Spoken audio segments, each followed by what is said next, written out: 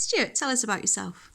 My role is to work in the community, but also to bring life in all its fullness. So I go out and I'm an ambassador.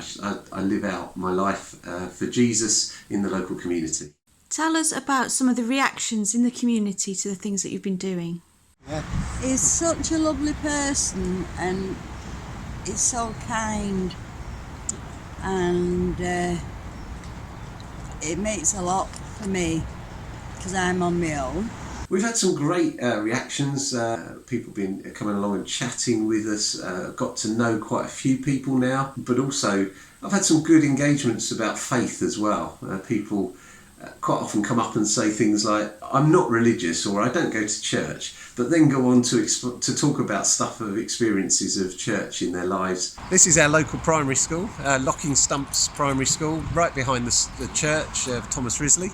It's been a real opportunity. The church has always had a good relationship with the school, but with the head who's here, he's really had a desire to engage with the church and community activities. I'll go in, do assemblies. I've done some lessons here talking about faith and leadership. And also we've had the opportunity last night, in fact, to provide hot chocolates for a firework display.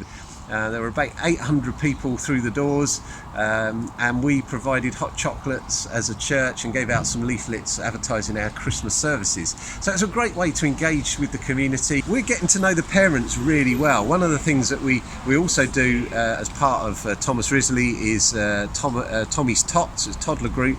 So a lot of the parents that are involved at the toddler group, we also get to know through that, and then into the school years as well. So we've got a good relationship with the parents. A lot of them we talked to yesterday as part of the firework display. We've got to know, and it was a real way of sort of developing community, getting to know people, and serving them as well. I think one of the things that people really are impressed with churches here is the desire to serve the local community and meet some of their needs and show that we care and we love them because God loves them.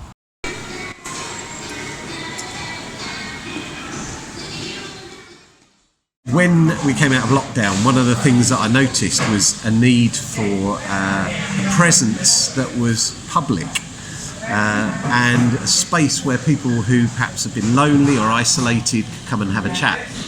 So I talked to the boss of the Costa here, and she agreed that I could come in sort of 2 afternoons a week with my little sign and say I'm here to chat. And be here as a presence that's always here. People know I'm going to be here, advertised it on social media, and just to be here so that if anybody had anything to talk about, they can talk about anything they like, from the weather, sport, all the way through to faith. That I'm here as a listening ear. And it's been well received.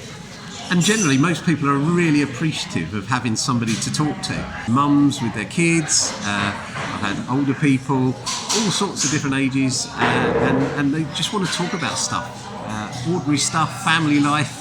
It's just a great way to engage with people and be able to share something of love and faith with them. This is one of the other churches that I work with, alongside another church over the other side of Birchwood, which is the Table. This is Birchwood Community Church. All the churches here together work well together, always have had a good relationship. But that's sort of grown as we've worked together on different mission activities. We've recently started a men's breakfast.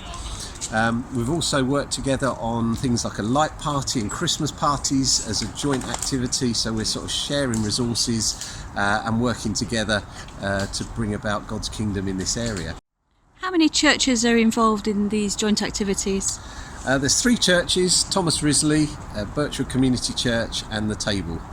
So although that doesn't sound very many, we do manage to have quite a big impact considering there are not that many of us working together. One of the other things we're working on is Muddy Church. We go to the local park, we wander and wonder at God's creation and the idea is that we'll engage some people who perhaps find sitting in church on a Sunday morning isn't quite their thing, but are more interested in engaging with God in creation.